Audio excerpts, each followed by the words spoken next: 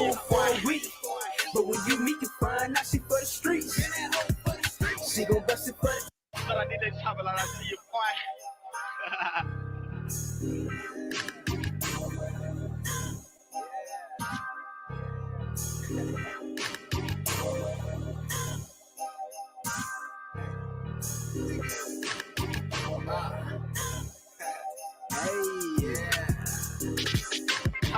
Shit is cool for a week, but when you meet, you find out she for the streets.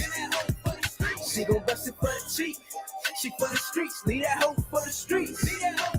Don't pay for pussy cause it's weak. No, you can't come with me, you belong in the streets. She fuck with you, and she try to fuck with me. Man, y'all know these hoes for the streets, man. Y'all better leave them alone. Let me tell you niggas by the whole mind. She was cool at first, but then the hoe done lost the whole mind. She was coming over cooking, had a nigga in right. Baking chicken in the oven, boiling up some jasmine rice. By the time I would find that this hoe is always lying, and when you catch her analyze, the bitch resort to crying. Realize she for the streets, it ain't take me much time. Had a nigga calling me, blowing up my fucking line. It was over before it started, this bitch was acting retarded, telling me it's just a brother. Yeah, as if I bought it, better be cautious. These hoes is up for auction. You taking home a woman that gave a box to the office, and it's gonna be a movie the way she party with sauces. If you think that hoe for you, then you have really lost it. Sorry, I'm being honest, the truth will come out regardless. So let this be a reminder that some of these bitches garbage. Shit was cool for a week, but when you meet, you find out she for the streets. She gon' bust it for the teeth. She for the streets, leave that hoe for the streets. Don't pay for pussy cause it's weak. No, you can't come with me, you belong in the streets. You covered, then she let another nigga beat. Then I told you that these hoes for the streets. $40 is $40 is $40. Say it 3 times, bet she show up, get that pussy poppin'. She'll put you in the friend zone. I think she done let 100 niggas run 100 yards through her end zone. I wore hand-me-down clothes, never hand-me-down hoes, so I refuse to let you hand-me-down those. Yeah, she wanna sip, I suppose, give her bread the whole loaf and buy a ring and propose the third one. Your open nose, she barely got on some clothes and fucking all of your bros and busting it when you gone. Yeah, man, that hoe gonna be a hoe like JT said in that song. Might as well let her go, yeah. I mean, why she bad and how she is a snack, a woman with class, but she wash her face with her ass rag. Real ass bitch, give a fuck by the nigga, and none of you hoes can get a fuck out of nigga, yeah. Shit was cool for a week, but when you meet, you find out she for the streets. She gon' bust it for the teeth. She for the streets, leave that hoe for the streets. Don't pay for pussy cause it's weak. No, you can't come with me, you belong in the streets. You covered, then she let another nigga beat. Man, I told you that these hoes for the streets. I met the bitch outside of my complex. Bitch so fine, like she running for a contest. Ass so nice, yo, I'm thinking I should wipe that. Have a couple kids, settle down, yeah, I like that. But the bitch capping and acting like a straight brat. Never wanna settle down, let a nigga wife her. Rather hit the club, shake their ass and get tossed up. Bitch straight nasty, no class sassy. Alley cat, black foot. Bitch get the backseat, nothing but a gold digger. Never should've fucked with her. Now she at the crib straight sleep cause she hungover. Bitches ain't shit. Goddamn, what's wrong with them? Just a waste of time. Stupid bitches always lying. Always fucking for a dime. Keep my money on my mind. Never trust no bitch. Cause a bitch gon' be your bitch. And a bitch gon' switch and suck another nigga's dick. Many hoes for the streets. Many hoes for the streets. Yeah, these hoes for the streets. I said these hoes for the streets. Many hoes for the streets. Many hoes for the streets. Yeah, these hoes for the streets. I said these hoes for the streets. Shit was cool for a week, but when you meet, you find out she for the streets. She gon' bust it for the teeth. She for the streets, leave that hoe for the streets. Don't pay for pussy cause it's weak. No, you can't come with me, you belong in the streets. You covered, then she let another nigga beat. Man, I told you that these hoes for the streets. Shit was cool for a week, but when you meet, you find out she for the streets. She gon' bust it for the teeth. She for the streets, leave that hoe for the streets. Many hoes for the streets. Many hoes for the streets. Yeah, these hoes for the streets. Hoes for the streets.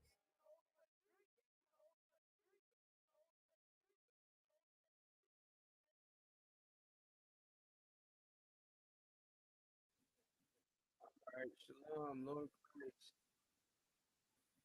Christ, Yahweh Shem Yahweh Shabbat, which means Most High, bless you in the name of Christ. It's like a Most High in the name of Christ, bless you. Yahweh Shemar Thabah Shem Yahweh Shai, which means Most High watch over you in the name of Yahweh Shai, aka Christ, who is a black man, according to the Bible. This is the Lashawan Qadash class, better known as the Hebrew language class. All right. Here we study the Hebrew, the ancient biblical Hebrew. There is no other biblical Hebrew outside of the Lashawan Qadash. All right. Yiddish is not Hebrew and it's not the holy tongue. It's not the language that the Israelites spoke in the Bible. Yiddish is a language that was derived from German, from different languages. It's like a baby of German, uh, German and some other language. Man, bunch of bull crap. You know what I'm saying? A bastard language. Let me look. Let me go and find exactly what Yiddish is. Because the power of Google is at the tip of our fingers in 2024.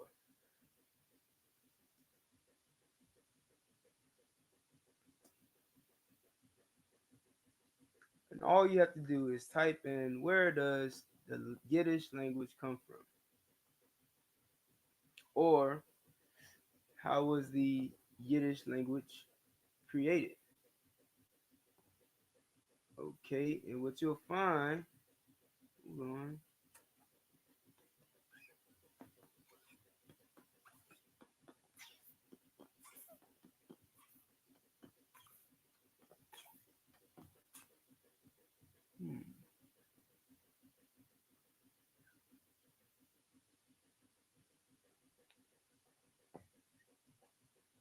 All right, so Yiddish. Maybe I'll share this real quick. Share my screen.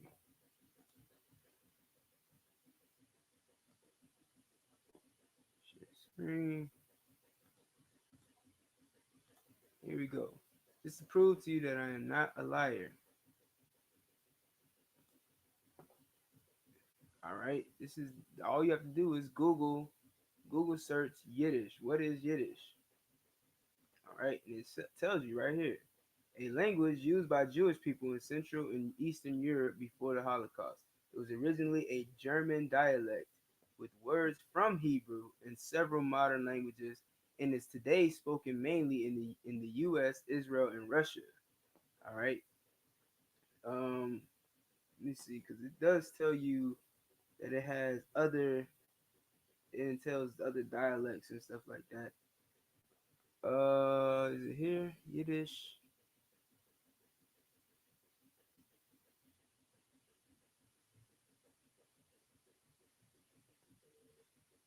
Some extent Aramaic. Point is, it's not Hebrew.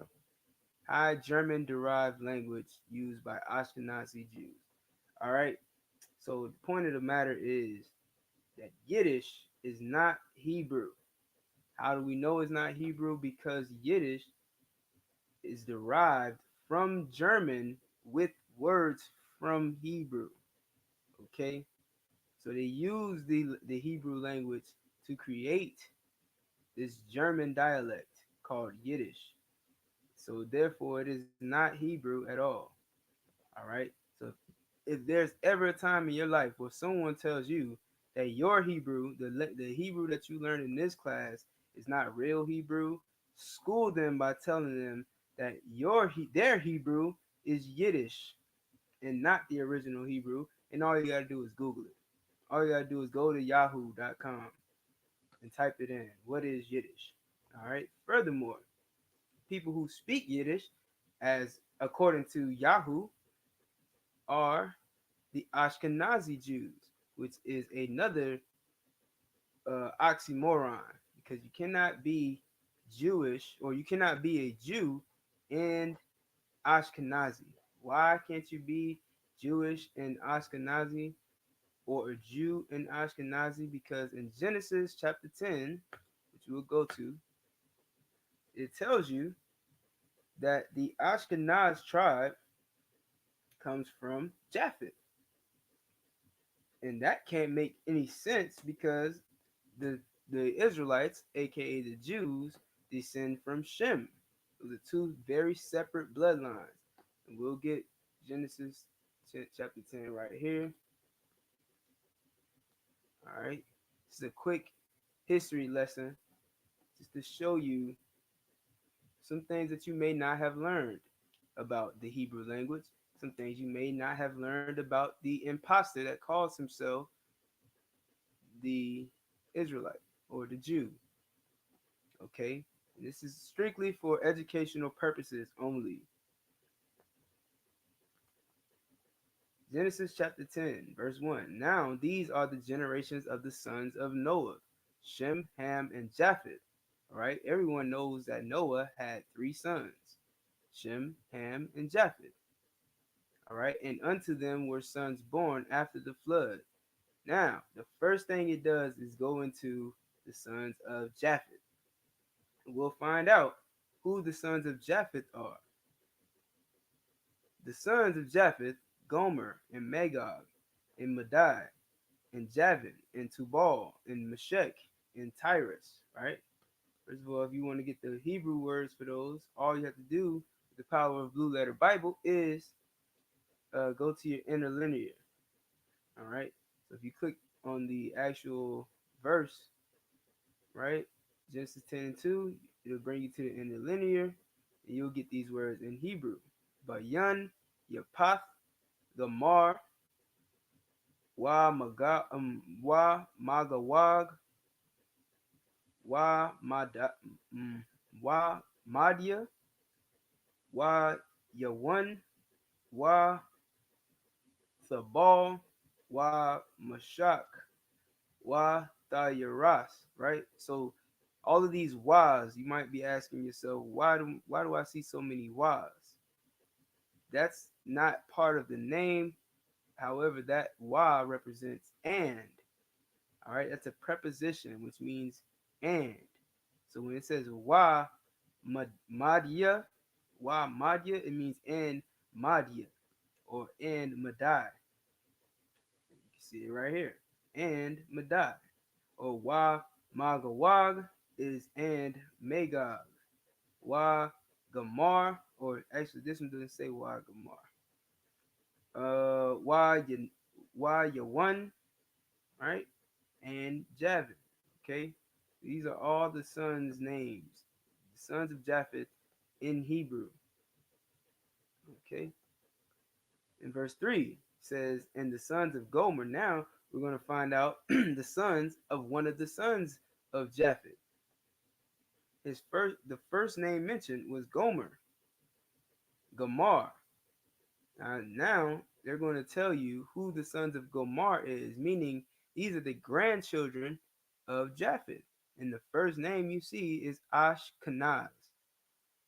Now, if you really want to dig into the history, you'll know that the so-called Ashkenazi Jew is not a descendant of Gomer. All right, we know that the descendants that those people are actually the descendants of Esau. All right, we know these things. We know that the descendants of Esau are the so-called oppressors today, the slave masters today. Okay, we know that. So seeing Ashkenaz here just lets you know that they are lying about their identity on every front. They're lying about being the children of Israel, and they're lying about being the children of Ashkenaz. Why? Because the Bible calls them a fugitive and a vagabond. They don't have a home. They don't belong anywhere. All right. They even stole the mountains that they lived in. Okay. So these people that we're talking about have no home, and they have no inheritance. They have no birthright. They have nothing. So they steal everything and claim themselves to be everyone on the face of the earth, which is why whenever you turn on a movie, they play every role. They play the Africans, The Egyptians, they play the last of the Mohicans, they play every damn body. All right? Because they don't have an identity of their own. Their only identity is the devil that the Bible speaks of. Okay? So right here it says, and the sons of Gomer, which is Hebrew for Gomer, Ashkenaz, right there. Okay? So if these people are Ashkenazi Jews, and that's a complete oxymoron in itself, because you cannot be an Ashkenaz, you can't be from Ashkenaz, a descendant of Ashkenaz, and a descendant of Judah, which is what the term Jew is short for. Okay, so there you have it. All right, that was our brief history lesson on that. Let me see.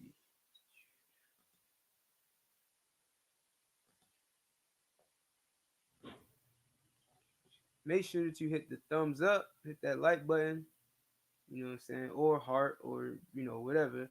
But also make sure that you are sharing this video so that everyone can get a taste of some Hebrew. I mean, blacks, Hispanics, and Native Indians deserve to know their true culture and their true language. You understand? We speak every language that we speak across the entire earth. We turn into a dialect, right? The French taught the Haitians French, and they started speaking Creole. The Spaniards taught the Mexicans, Puerto Ricans, and everybody Spanish, and they created their own dialects. Now, there's a Mexican dialect and a Puerto Rican dialect. There's a Cuban dialect and a Dominican dialect. You know what I'm saying? they tried to teach black people in the West Indies English, and they started speaking patois. All right, in America, black people speak slang. You understand? We speak like we speak black.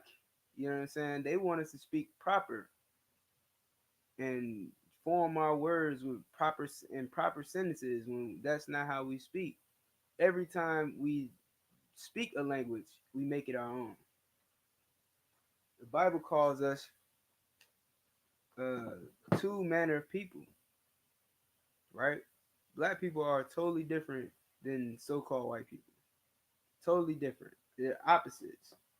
Every language we speak, we make it our own. You understand? We put flavor in it, which is why they don't like us speaking the languages we speak. And then our language, which is it's a very barbaric language. Ah, ga, da, wa, ba, ha, da, da. That's a barbaric language. We don't have vowels like they try to impose using Yiddish. All right, they'll take a simple word like shalom and make it shalom. That's not how we speak. All right, they'll take a simple word like bawakwa tawab and make it boker tov. Okay, that's bastardized. It's not how you speak the language. If anyone has a question, feel free to put them in the chat. All right, I'll do my best to answer all questions. So if you have a question, go ahead and put it in the chat. Shalom, Anthony Lewis. Shalom, Shamar, UPK. Hold on.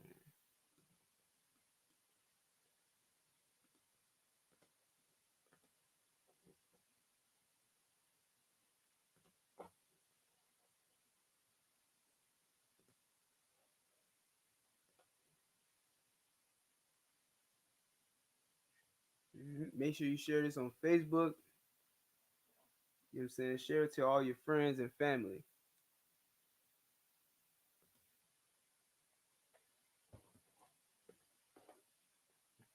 So now, what we usually do is we'll start off with the Lashawan Qadash alphabet. And I'm going to write it in the Assyrian and in the ancient to get you to get familiar with the language, with the alphabet, especially if this is your first time. All right. Also, the sign-in sheet is in the chat, so hit the sign-in sheet if you want credits to get your Hebrew name, and hit the StreamYard link to jump in with me, man. You know what I'm saying? I'll be in this class all by myself. Don't nobody want to come and participate with a brother. You know what I'm saying? We trying to learn our language here. So hit that link. All right. So no further ado, we'll start writing the Hebrew up here. Now this is the ancient. This is the ancient language, right? This symbol right here is the ah. And that's how you write it in the ancient. And here's how you write it in the Assyrian.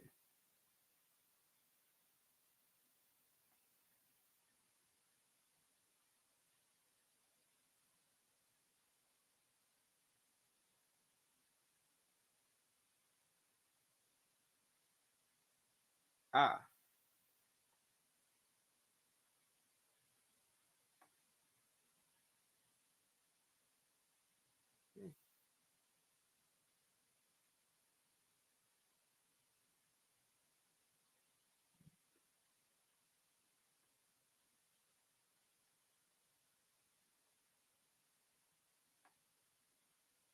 All right.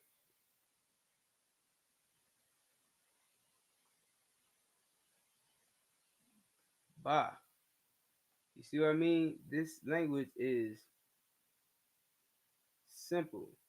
Okay? It's a bunch of ahs and bahs. Nothing else.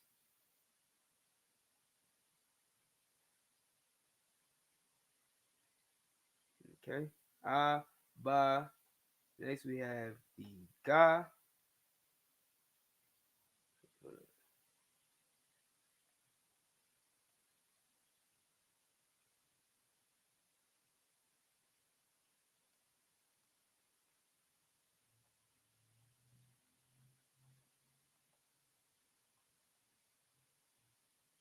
All right, that's the ga. Okay? Do it a little better. You also want to make sure that you write these characters. If you're sitting at home watching this class, make sure you have a notebook and you're writing these characters down. That way you can know how to write these characters yourself.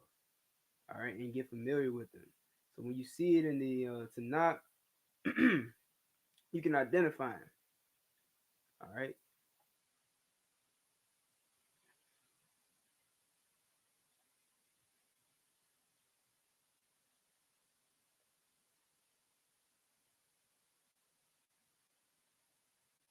da.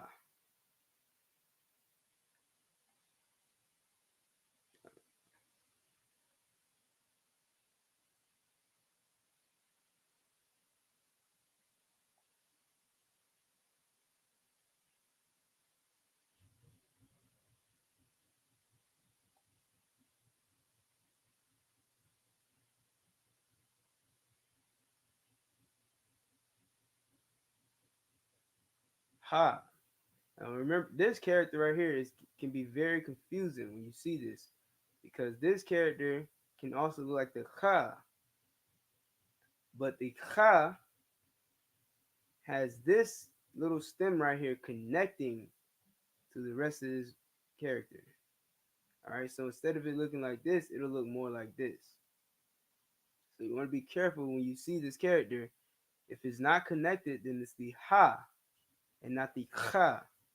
All right, it can be very confusing. All right, ah, ba, ga, da, ha. Then we have wa. The wa looks like a Y.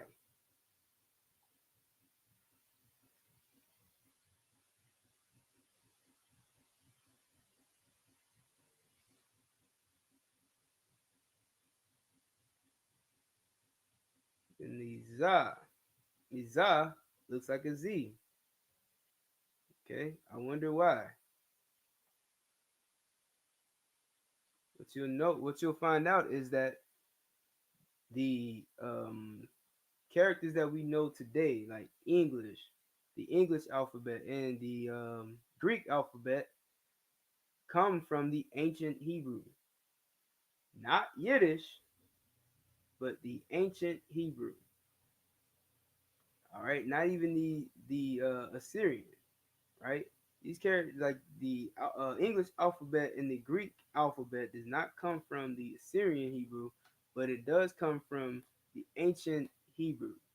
That's why their characters look very similar to ours. All right, wa, za.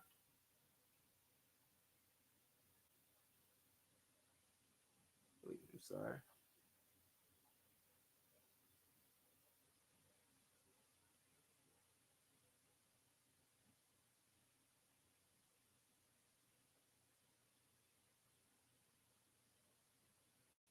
Now here's that ha. See how it's connected to that stem is connected, right? That's how you know it's a ha and not a ha.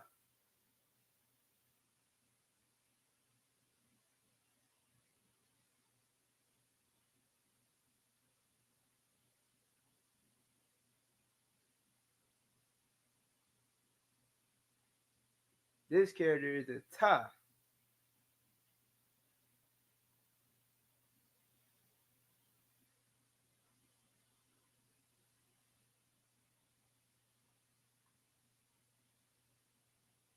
All right.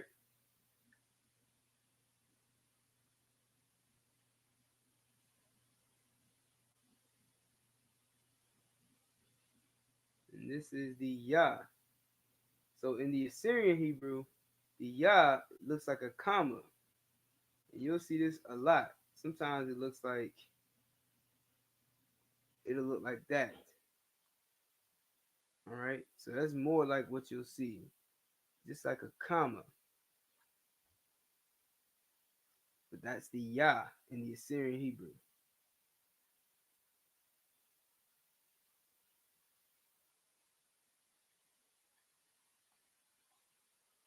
Next we have the ka. Not to be confused with the kha. They're two different sounds and they're two different characters. All right, this is the ka. And it has two characters in the Assyrian Hebrew. Now, why does it have two characters? Well, one, this one here,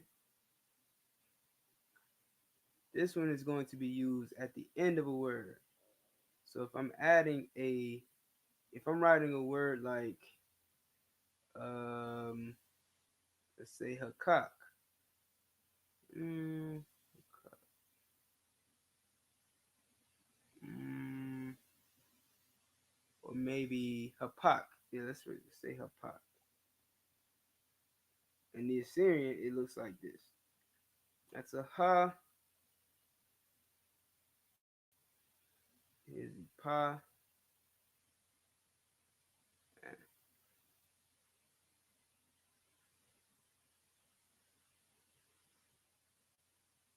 And then ka. All right, so this is how it would look. Notice I used this one instead of this one because this ka falls at the end. So this is the character I want to use. All right, I want to use this one right here. If the character, if the Assyrian character falls at the end, then you want to use this ka.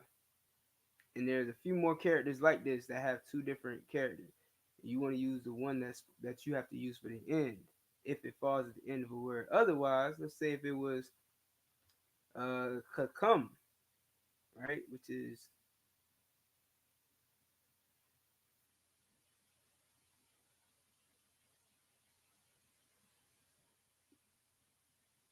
like that, right? This is ha, ka, and ma. Or at least I tried to make it.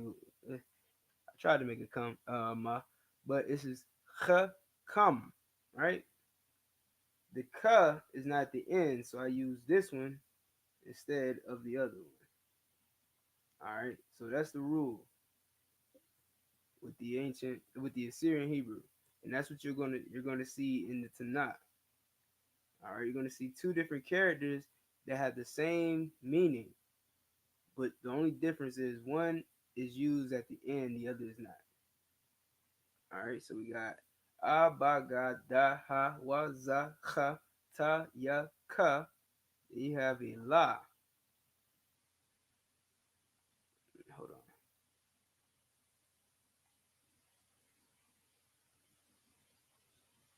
All right, This is the La. And this too looks like an English letter. The L. Once again, another character that was taken from the Hebrew.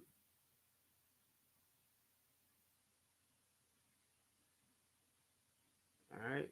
I thought I ain't right there. Boom. Ka, La. Next we have a Ma. Now in the ancient, it's just a Ma, right? That's simple. But in the Assyrian, it's two characters. This one is the regular character, and this one you use at the end, like I just showed you. All right, that's the Ma. In the Assyrian, this is the Na. But in the ancient, in the ancient, that's the Na, and in the Assyrian, it looks like this. It also has two characters. Now, this Na looks a lot like the Ka. How do you tell the difference? The top part is longer on the Ka as opposed to the Na. Top part is shorter. All right, but they both extend past, what will be the bottom of this character. You know what I'm saying? They extend past the bottom. Like, if this was elementary or whatever, you have three lines. You have this line, and then like a dotted line in the middle, right? And then this would be that bottom line would be where you would normally stop. So if I got a G, I would go like that, but then you got a little G that extends past that bottom line. You get what I'm saying? So in the Hebrew, a wa, let's say a wa, right? A wa would stop here, but the ka or the na will stop here. You feel what I'm saying? So this way you don't get it confused with the da, like this right here. This is the da. This is gonna stop right at that line. All right. The wa is gonna stop right at that line as well. You know what I'm saying? But the ka goes past that line. And the na, excuse me, the na goes past that line. All right. And that's how you can identify those characters and set them apart.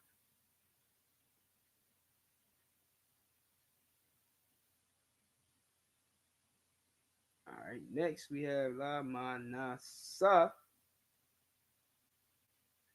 I'm sorry, that's not sa.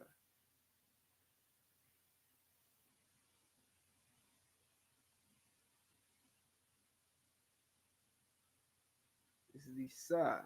So we got the ma, the na, the sa. Then we have the I. Okay, I is shaped like an O or a circle. Why? Because it's supposed to look like an eyeball. All right, that's what Adam looked at when he came up with this character. He said, "This is going to represent the I." You make the I sound. But in the Assyrian, it looks like this.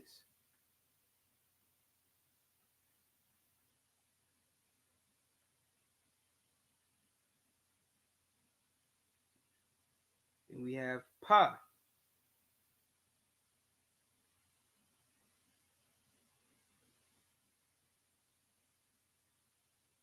Okay, the Pa has two characters.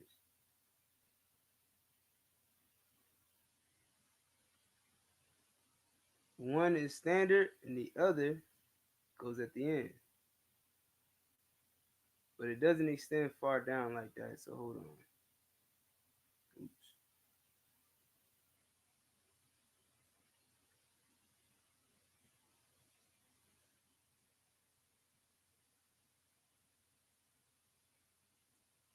All right, cool.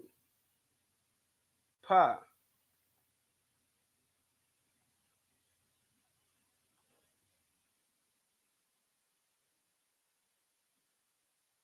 Next, we have the Tazah. Now, this character is a Tazah, all right? You don't want to get it confused with a Ta and a Za. All right, so whenever you see a Ta and a Za, it's not Taza, it's Taza. I hope that makes sense. You know what I'm saying? But the Taza is a character on its own. It too has two characters. One is like this. This is the standard version, and then this is the version that goes at the end. Okay, Taza.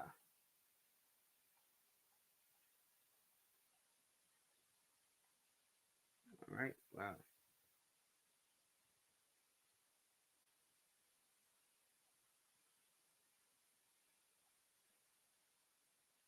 Okay.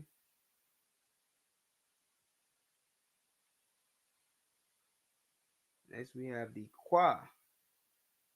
This is a very fun word to say or character to use. Qua. All right. It's a lot like the Q, and it looks like the Q because the letter Q comes from this character. Qua.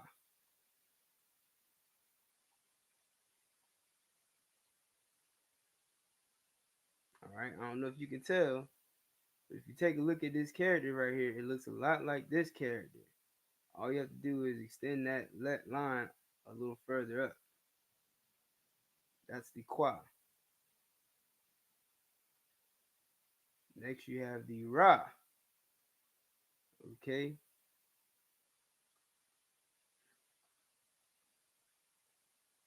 Next you have the Sha.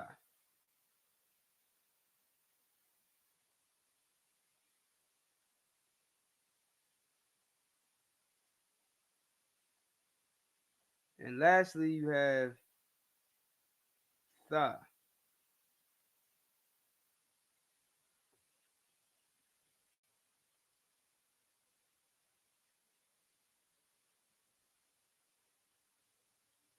This too can look like the Ha and the Kha. The difference is that foot at the bottom. Okay, so every character, whether it's Assyrian or ancient, has defining factors so that you don't get them confused. Even though they may look alike, they're very different. So you gotta know what you're looking at. You know what I'm saying? You gotta get used to these characters. This is the Tha.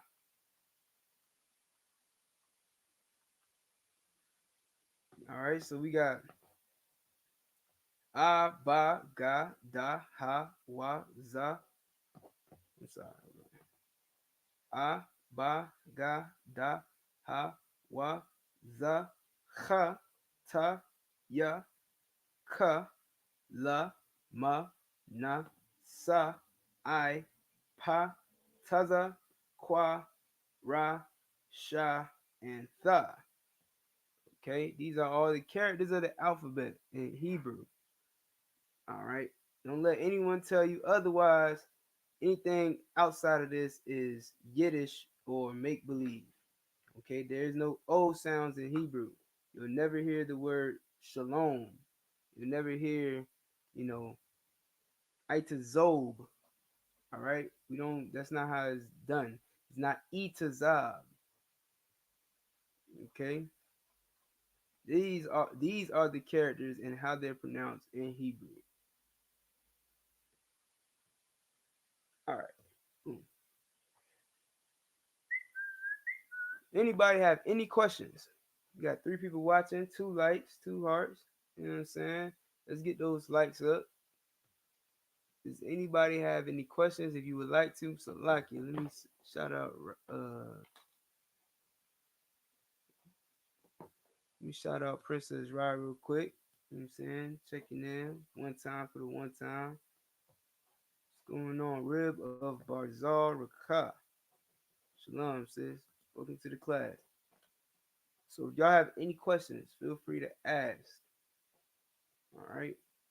What I'm gonna do is get some vocabulary words up on the board.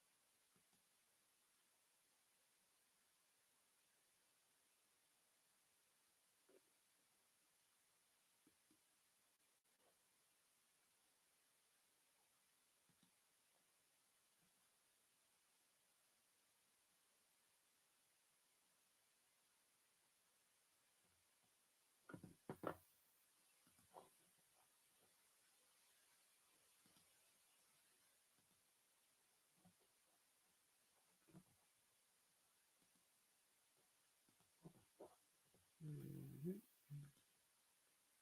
All right. So what we have here is Strong's number H4994. Nah. Okay. You see the na and you see the ah. Don't worry about this little character. This is called the Dagesh.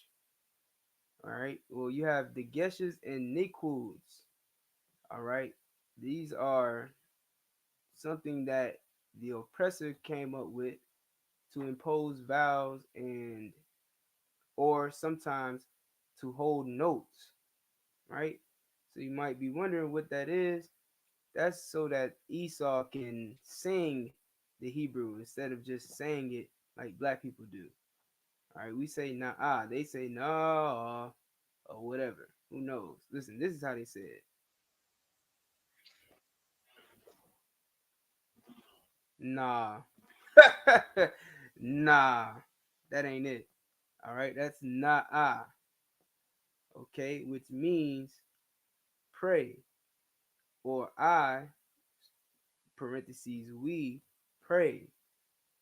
Okay, so primitive, a primitive particle of incitement or entreaty, which may usually be rendered I pray now or then, added mostly to verbs in the imperative or future, or to interjections, occasionally to an adverb or conjunction. I beseech, pray thee, you, which that's what thee means. Thee means you. Go to now. Oh, all right. Where can we find that in the Bible? Genesis chapter 12, verse 11. And it came to pass when he was come near to enter into Egypt, that he said unto Sarah his wife, behold now, which is H4994, I know that thou art a fair woman to look upon. All right, that's the word na'ah. I pray. You understand? So definitely want to write that one down.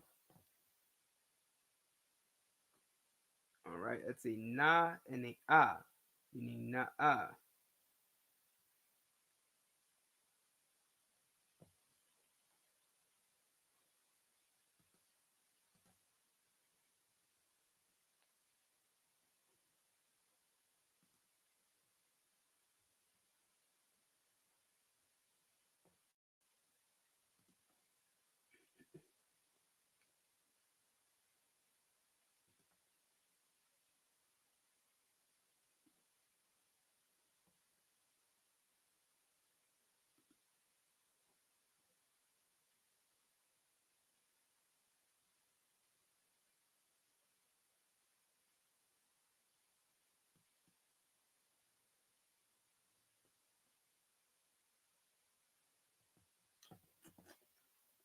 All right, so everybody should have that.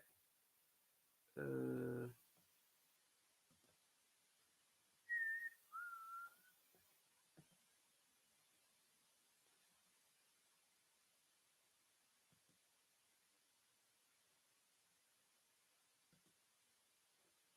the next word we're going to look at is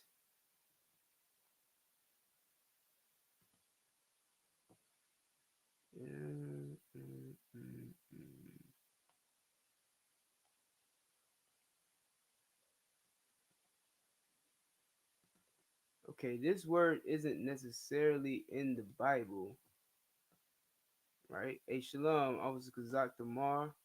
How about some y'all Shabrakatha? All right, so this word right here, you won't find it in the Bible. Did everybody see that? Hold up. I don't think y'all saw the screen. All right, let me make sure you see it. Cause I don't know if y'all saw that. Nobody really responded.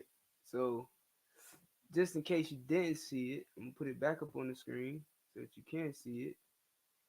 This word here is na'ah. Not na, but na'ah.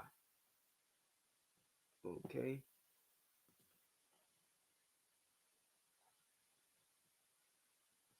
H4994. Na'ah. Right, which means pray. So here, let's go to this verse right here.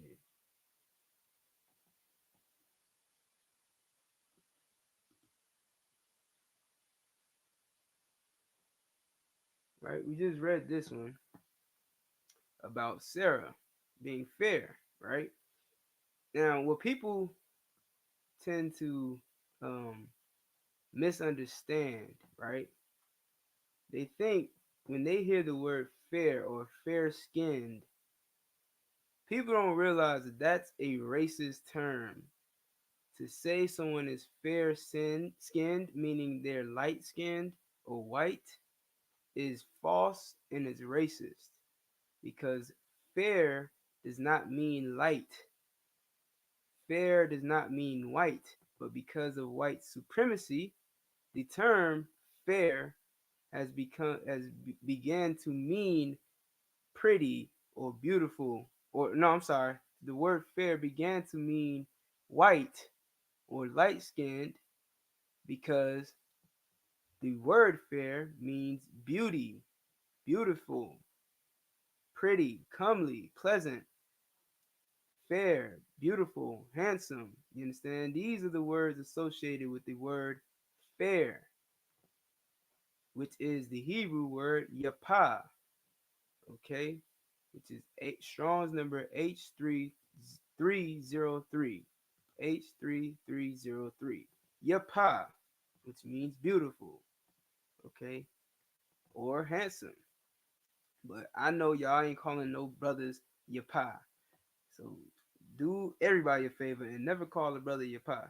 All right, let's just keep it there. But the word does not mean light skinned. Word fair does not mean light skinned. Okay, but if you ask Google, let's see what Google says fair means.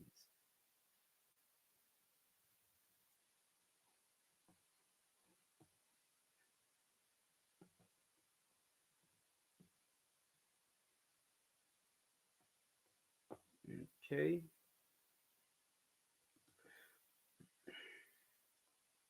fair. In accordance with the rules, okay, that's fair as in just, right? That's an adjective. So is this one. Number two, of hair or complexion. Light, blonde. You see? A pretty girl with long fair hair. You understand? They because of white supremacy, the word fair began to mean light skinned, light, blonde. You know what I'm saying? White, which is not true. Blonde, yellow, yellowish, golden. Opposite. Now, what is the opposite of fair?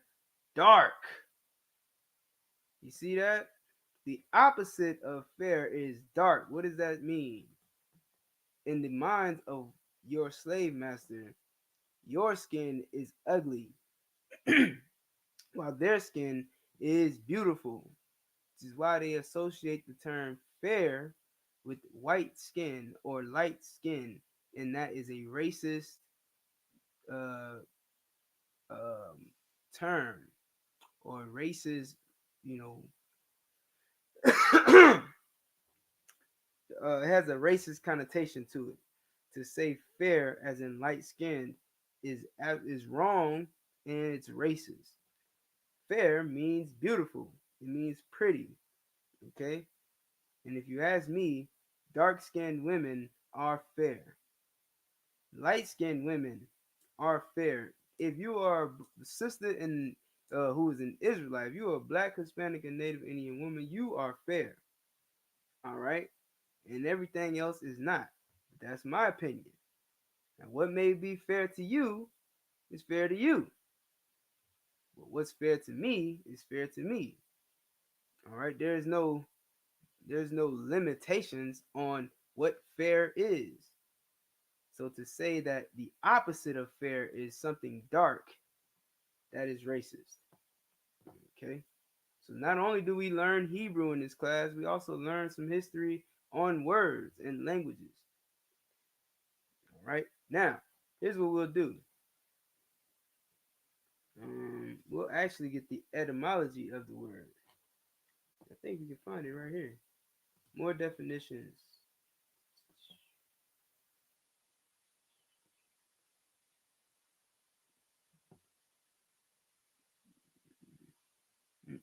All right, let me get fair etymology. You always want to look up etymology if you really want to understand the word.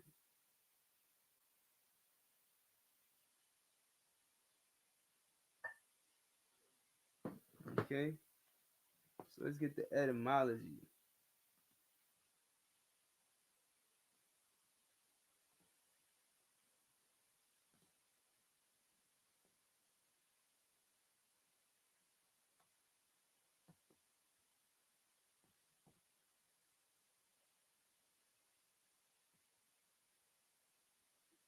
Okay, so here's the adjective fair. Okay, Old English, fagare, or fagere. I don't know how to spell it or how to say that, but it means beautifully. Okay, beautiful. From circa 1300 as honorably mid 14th century. Oh, is that no? I think that's circa. Yeah, mid 14th century as correctly direct from um, the 1510s as clearly fair and square is from circa 1600. Fair to middling is from 1829 of livestock markets. Okay, well, here's the point. I'm just proving over and over again that the word fair just means beautiful. It means pretty. That's what it meant when Abraham said it to his wife Sarah, and that's what it means today. Because of white supremacy, you're taught that that is not what fair means.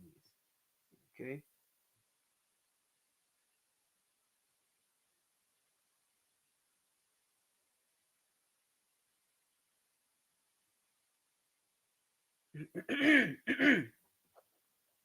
All right. So let's get back to it, right? So the next word I was going to show you guys. Oh, you guys didn't see that either. Little sweat. Remove this.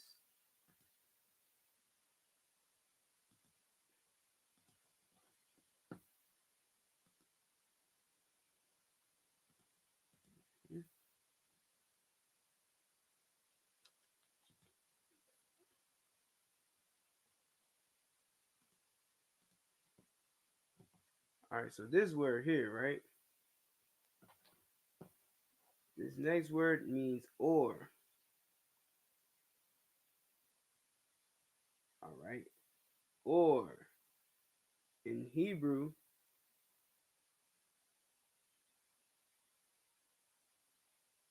is ah. All right. So if I'm saying good or bad, right? Good or not good, for instance, it would be, I'll write it in the Assyrian so you guys can get used to the Assyrian.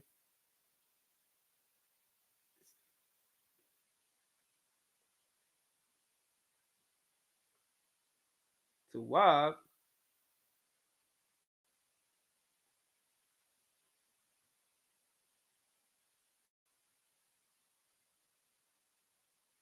Damn, that looks terrible. Hold on.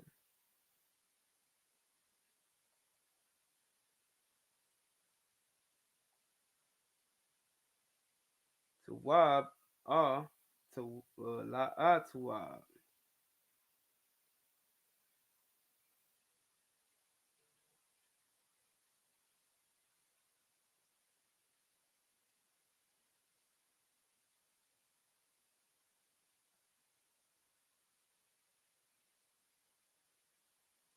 All right. Tawab Allah Tawab.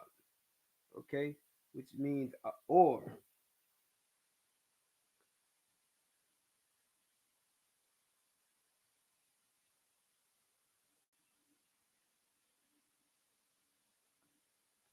Tawab Allah Tawab. Good or not good.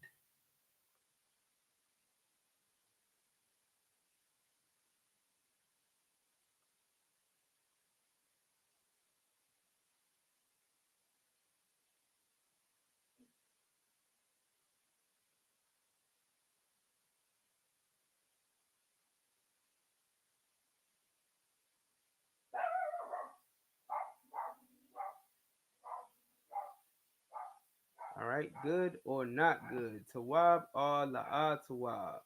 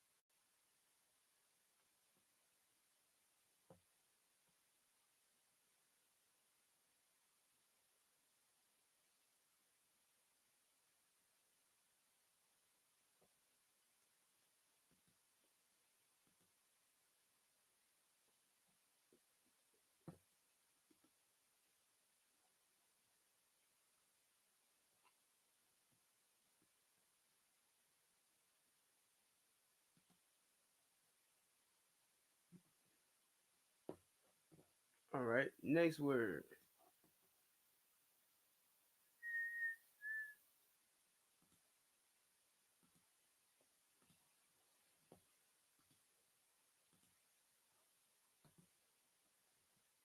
Here's a word that people may be curious about, right? Hold on one second. Khan, I know the alphabet, but what's the easiest way to remember the characters? This will be my advice to you. If you want to remember these characters, write them every day. Write them twice a day. If you write these characters out twice a day, you understand, you're going to know these characters, just like you did in elementary school. The only way you learned how to write the alphabet was by writing it every day in school. And then you had homework and they made you write it again at home, right? And you had to write it over and over again, A through Z. And you wrote A through Z and you wrote it in the capitalized version and you wrote it in the lowercase version. And you did that every day until one day you knew how to do it without looking at it. So that's the best way that you can remember these characters. All right. So first it starts by just knowing, just writing it. Then you want to start saying them every day. So once you have it down packed to where you can just you can write it, what I mean, without looking at the actual character. Now you want to start vocalizing the character, the sounds associated with those characters, right? So you see ah, you say ah. You see ba, you say ba. You understand? Make flashcards. Like once you get to a point where you know the characters, now you can make flashcards and you start to vocalize those characters. All right, and that should help you.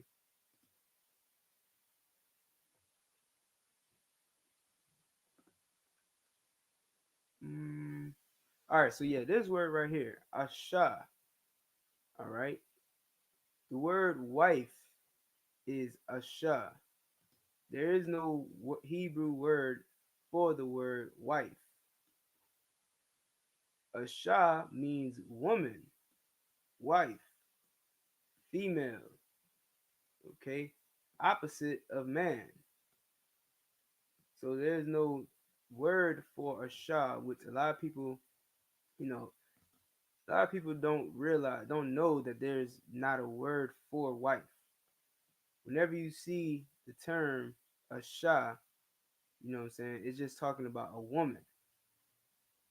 All right, so there is no Hebrew word for wife.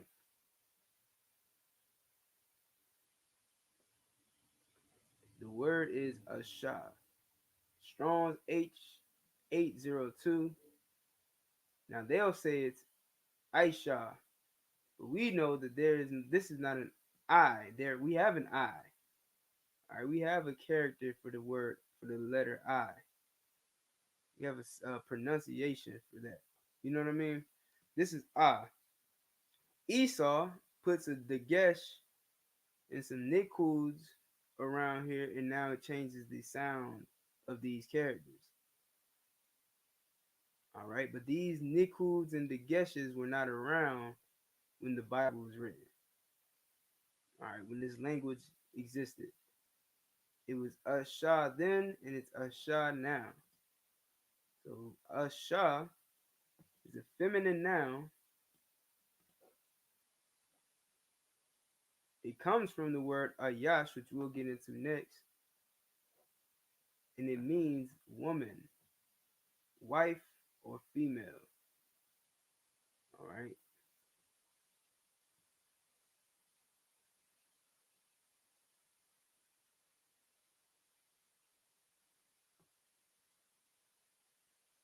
Okay, you can read in, where can you find this? Genesis chapter 2 and 22, Genesis chapter 2 and 23, Genesis chapter 2 and 24, all throughout Genesis 2, I guess. All right, these are all the verses where you can find this word. Okay, my bad. Hold on. I'm probably making y'all eyes hurt with all this scrolling. In the rib which the Most High God had taken from man, made he a woman, and brought her into the man. And Adam said, this is now bone of my bones and flesh of my flesh. She shall be called woman. You see, there's this word, Asha, which means woman. But we know that that was Adam's wife, aka his rib, because she was taken out of man. Asha, woman. All right. Then we have Ayash.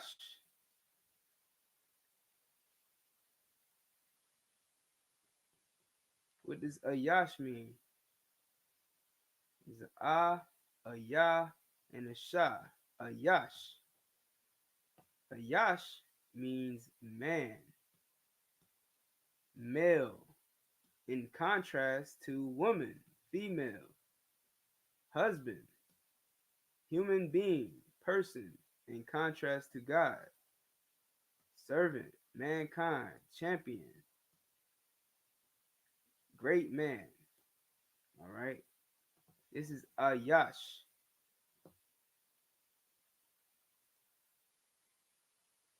Okay.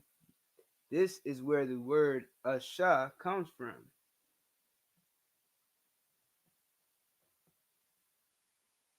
Why? Because woman was taken out of man. All right. Boom. There it is. Because she was taken out of man. H376. Ayash. Okay.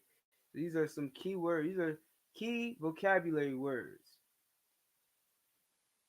These are words you want to study and remember. When you see them again, you'll know, oh, that means woman. That means man. Right? That means or. That means beautiful. Yapa. All right, these are words that we see very often, especially when reading Tanakh, which we will be reading tomorrow. Okay.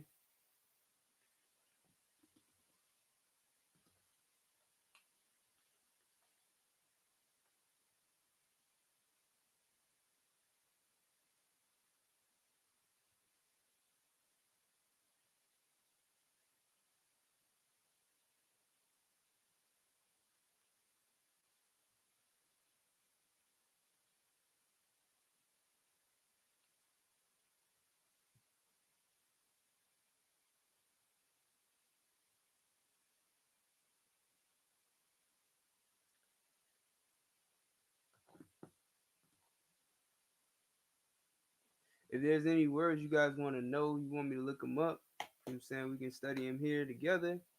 You know what I'm saying? If not, I'm going to keep pulling up some words. Make sure y'all have this one written down with the Strong's letter, Strong's number, and make sure you write down the part of speech. You understand? The part of speech is very important to keeping your notes so that you know what that word is. Is it a noun? Is it an adjective? Is it a verb? Is it masculine? Is it feminine? These are important.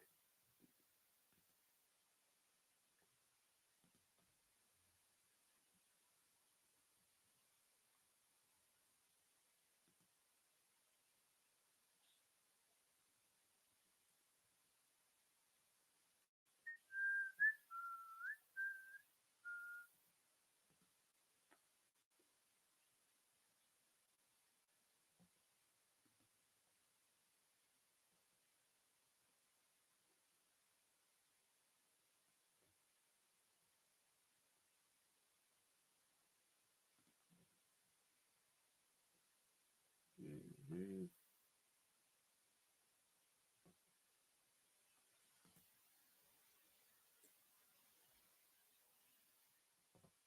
Mm-hmm.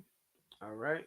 Next word is Strong's number H6663. Kazadak.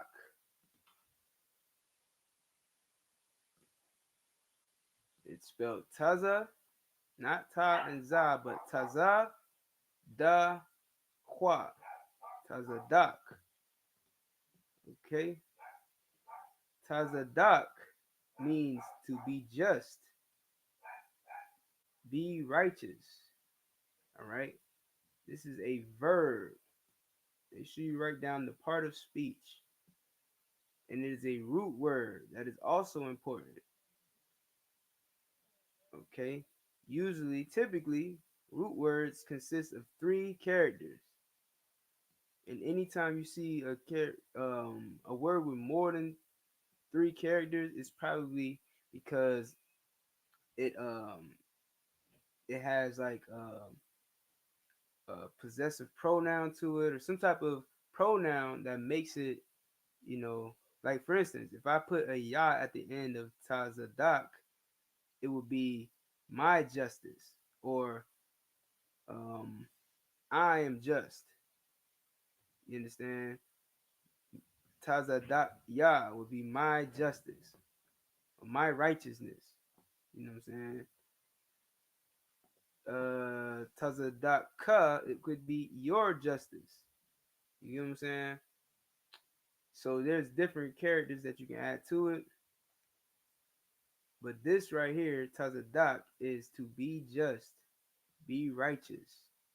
It's a verb and it's a root word.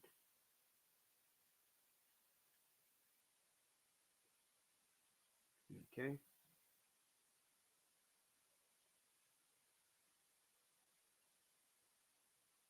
Here it is. A primitive root word. Tazadak, a primitive root to be causatively make right in a moral or forensic sense. Cleanse, clear self. Be, do, justice or justify self. Be turned to righteousness. You know what I'm saying? It sounds confusing when you're reading it like this, but they're trying to be specific about what this word means and how it can be interpreted.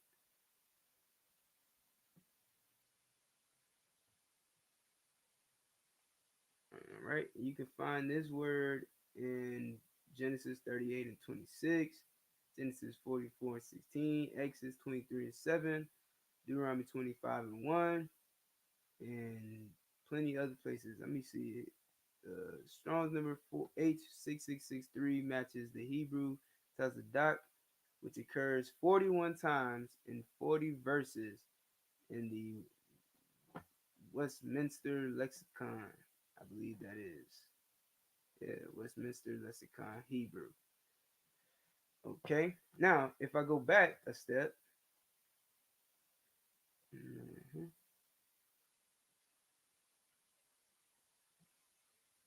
all right, no, that's not what I wanted.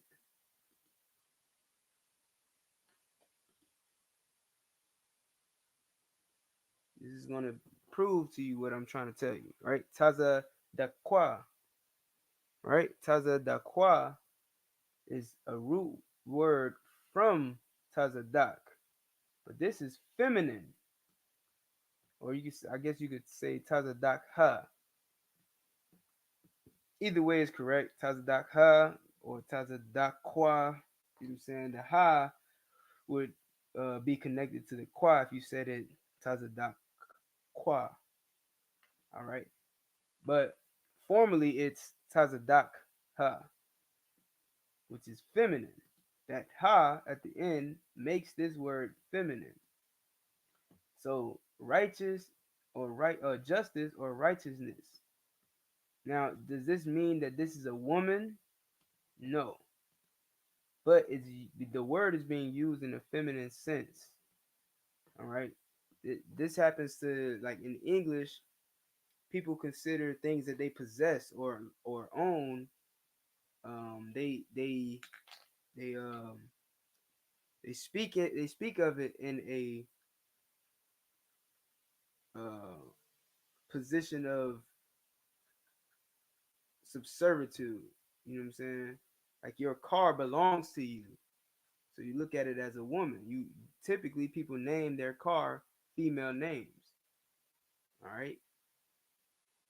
Um, things that you own typically are referenced to as feminine, which is biblical because even the Most High says that he who getteth a wife, he getteth a possession. All right, it belongs to you. Women belong to men. Okay, probably gonna get a lot of haters later on because I just said that, but it's the truth. All right, justice is something that you own. It belongs to you. You own justice. You know what I'm saying? Justice should belong to you. No one should be able to take justice away from you. All right. So that's one way to look at it. All right. But it also says righteousness in government, of judge, ruler, king, of law, of Davidic king Messiah. All right. Righteousness. All right. Which is Tazadaka.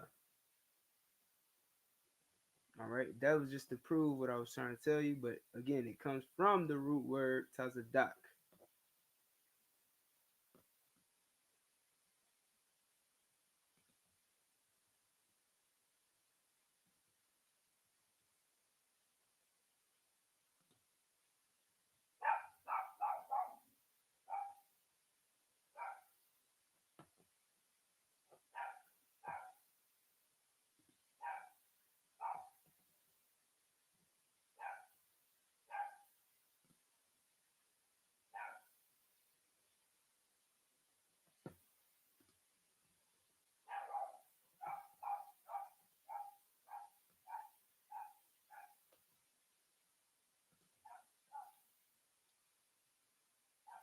Okay. Then all right. So now next word we have comes from Strong's number H4941. Ma Shapat. Okay. Ma Shapat comes from the root word Shapat. H8199. Okay. What does Ma Shapat mean? It's a masculine noun and it means judgment.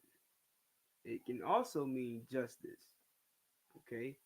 Ordinance, judgment, act of deciding a case. All right, Mashapat.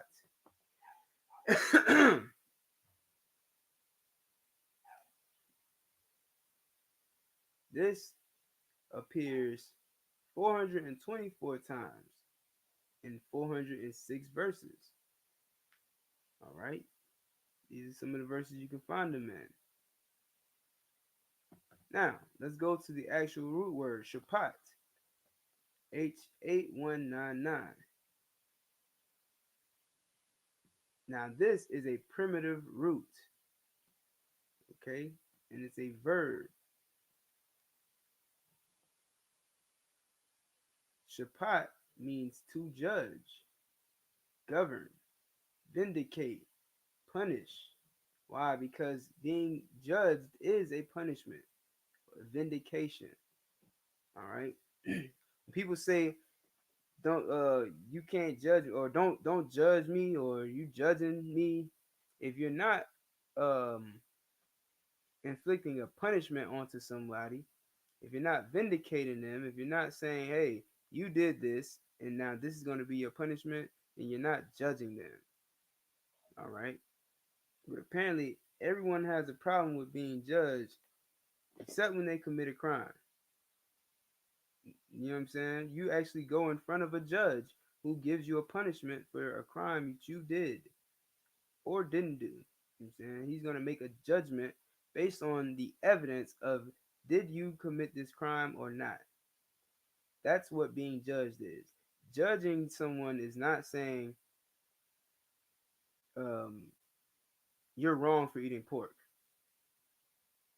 All right? That's not judging someone. Judging someone is not saying you're wrong for living an alternative lifestyle. That's not judging anyone. You're not judging them. All right? To judge them would be to say you're going to lose you are going to lose your life because of your alternative lifestyle. Or I'm going to take away your life because of your alternative lifestyle. That's a judgment. And then to actually do it, to actually punish them and take their life, that's a judgment. All right? To take someone's life because they eat swine, that's punishment. That's judgment. All right? So to judge is shapat. Okay?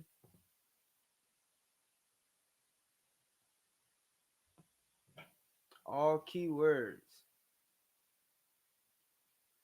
All right, the word shapat shows up 204 times within 182 verses in the Westminster lexicon. All right, so that's shapat. Again, does anyone have any questions? Does anybody want to know any words?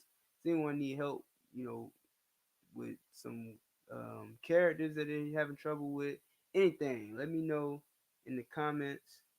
I'll give it a minute. You know what I mean? Otherwise, I'm probably going to end this stream. Okay, so let me know if you got any questions. I see 3 people watching. You got 2 likes. I need 3 likes. If you watching live right now, go ahead and hit that like button and hit the share button. Babu Kusha, which means please.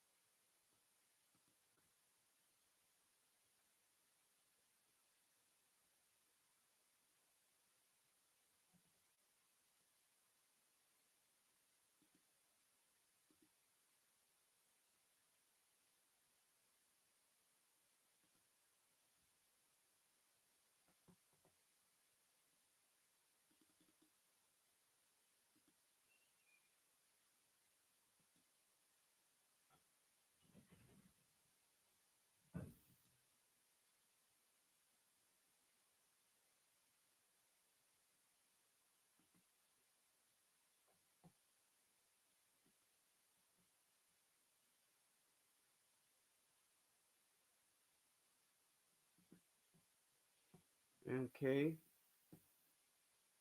Let me see.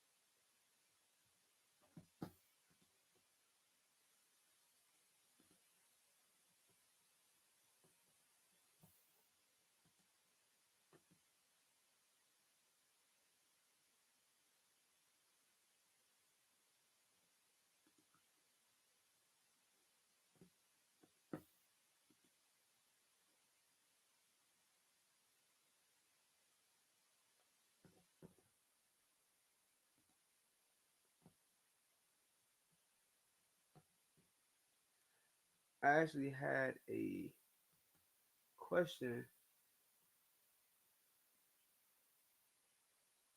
Someone asked me before, and they asked, where can you find the word Baba Kosha?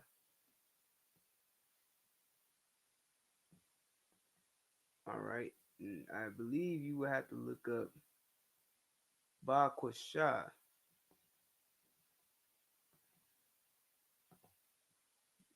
I believe the root word is Bakwash. Hold on, let me go and get it.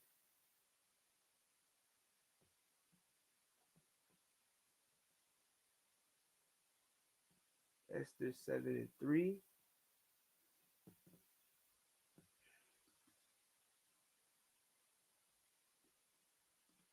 Let's go to the book of Esther.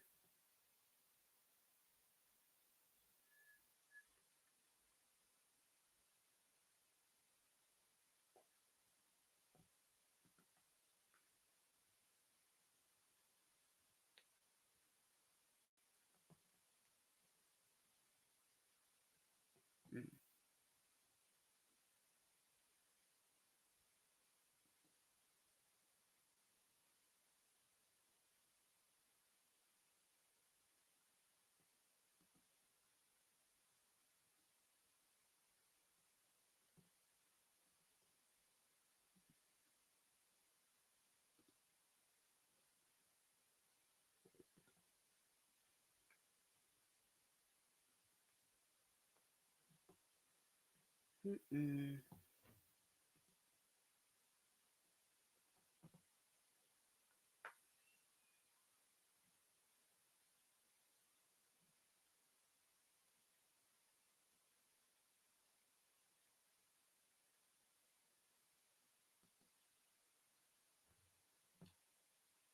Okay.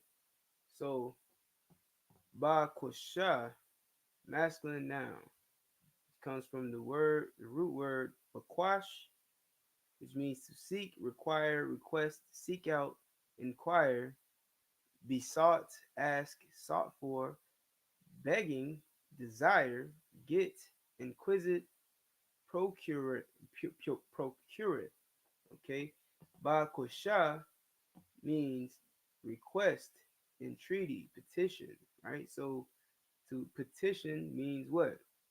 To beg, to ask, please. You get what I'm saying? Now Ba Kosha. This is Ba Kosha. Ba Kosha would mean in petition or in request, in entreaty. You get what I'm saying? Because the character ba as a preposition means in. All right. If you don't know about your prepositions, what you want to do is go search up a video that we have in the I.S.U.P.K Florida page titled prepositions, Hebrew prepositions, I.S.U.P.K Florida. Okay, Hebrew prepositions. And what we're gonna show you is that um, there are characters you use at the beginning of a root word or the beginning of a Hebrew word that give the word um, like more meaning. You know what I'm saying? So it'll add things like and petition or the petition or of petition, from petition, for petition. You get what I'm saying? These that's what those characters do for the word. So one example is ba kosha. Ba means in. Okay? So if you add ba to the front of any word, it's going to make it in and then whatever the word means. All right? So if you want to say in thanks, you would say ba tawada. I said that wrong. Ba the water. Ba the water is in thanks. All right. If you want to say in day, it would be ba yawam. Okay. In day or in the day. Ba yawam. All right. So ba kwasha, which is Strong's number H1246, means request, entreaty, petition. This is the word Baba Kwasha. All right. In treaty. In petition. Excuse me. Slaki. In request. You know what I'm saying? That's Bakusha. Okay. Find it in the book of where can you find Ezra chapter 7 verse 6. And it also occurs 8 times in 8 verses in the Westminster Lexicon Concordance. I think the C stands for concordance, if I'm not mistaken. Ba Kusha. All right, so I believe Trooper Nwanya Allah asked me that. So Nwanya Allah, if you watching, you know what I'm saying, that goes your answer. All right, with that, listen, man, I'm gonna go ahead and end this class. Okay, the water for joining me. I wish that someone would have helped, jumped in with the StreamYard so we can really make this class interactive. But nevertheless, I hope that everybody benefited from this class and you learned something. Now you got more vocabulary words you can add to your repertoire. Study these words. Try to use them in your everyday, when you talk to people. When you go to class. I'm saying try to use some of these words so you keep them. You keep this in your mind. You know what I'm saying? And you start to build a vocabulary. What we're working towards is being able to speak fluently in Hebrew. And the only way to do that is if you know your alphabets, you know your vocabulary, and you know the rules to speak in this language. All right. You're gonna get around the rules. You can only figure out the rules to the language once you got the alphabet and the characters of the language, which is the numbers. You know what I'm saying, counting and all that, and the alphabet. And then once you have that, you'll have the vocabulary. And once you have the vocabulary and the characters of that language, now you can start to piece them together using the rules of that language to build your conversations. All right. So let's try to get fluent with our Hebrew, and then we'll be speaking Hebrew to each other like nothing. This whole class will be in Hebrew. Okay. For those that can understand me. If you can understand Hebrew, you won't need this class. But all right, man. With that, Shalom, Yahweh, Shem, Yahweh, Thumb to all the brothers. Yahweh Shemar, Thubba, Shem, Yahweh, to all the sisters. I'll get with y'all tomorrow for the Sabbath service. Shalom.